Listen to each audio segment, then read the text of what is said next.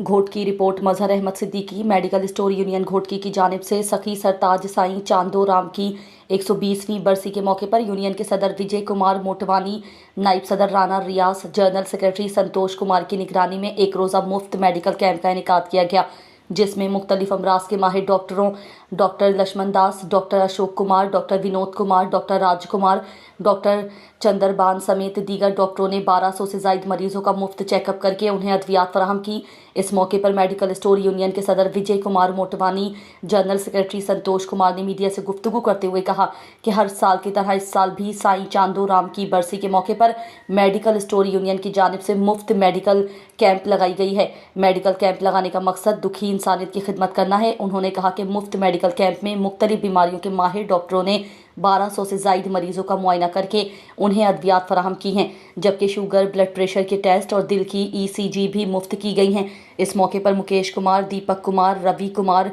कपिल कुमार, विजय कुमार समेत दीगर भी मौजूद थे।